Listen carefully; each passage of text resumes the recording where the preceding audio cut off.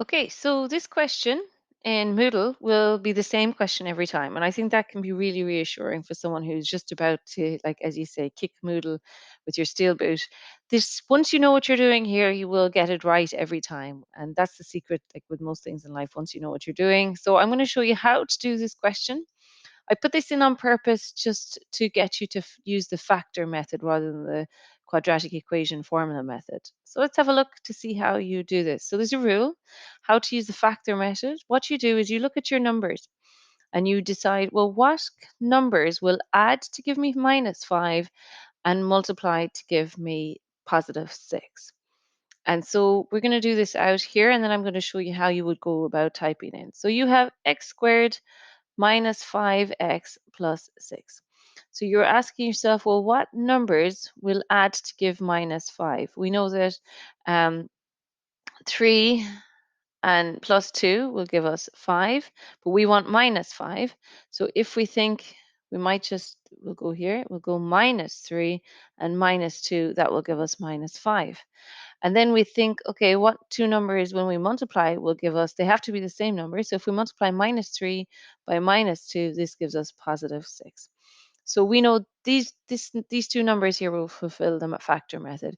It can be a little bit of brute force. Like you might start off thinking, oh, 6 and 1, and you could try that. And you could say, if I had -6 and +1, but when you multiply these two, they actually give you a -6, and that's why they won't work on this occasion. But you will have to sometimes just go through it and see if you can see the pattern. The other thing is you can always go back and use the quadratic equation minus b1, and that will work every time. But this is quite a quick method if you can see a pattern. So we put in the x here and the x here, and we're going to put in -3 here and -2 here. You can then rewrite that as equal to 0. So if we have this factor is equal to 0 and this factor is equal to 0, we can actually say x minus 3 is equal to 0.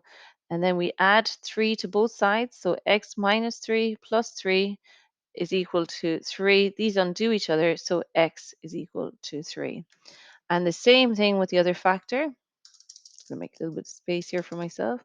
So we have these were our test numbers. If we had x minus 2 is equal to 0, we're going to add 2 to both sides.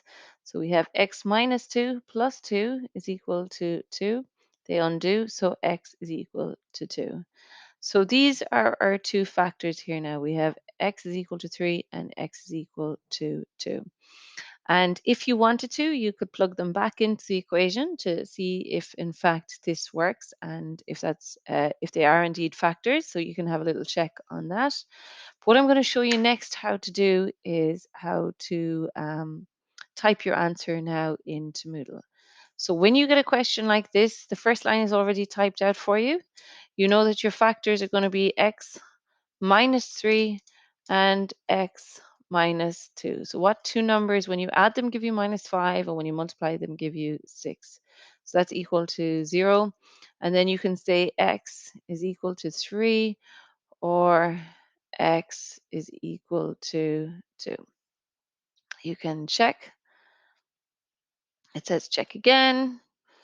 And it then tells you, if we just say submit and finish, hopefully it'll show you here that that's the correct answer. And it shows you the kind of technique here for doing it. And it shows you how you should type in your answer here. Now, I just put them in side by side, but you could do the little star sign as well.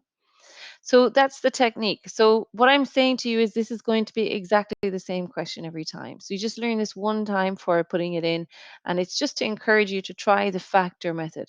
If that doesn't work at all for you, if you can't see the factors, x squared minus 5x plus c, we can go back to the previous type of question, which is using the quadratic equation one, and you just say that a is equal to 1, b is equal to -5, and c is equal to 6, and you can solve your two roots that way as well.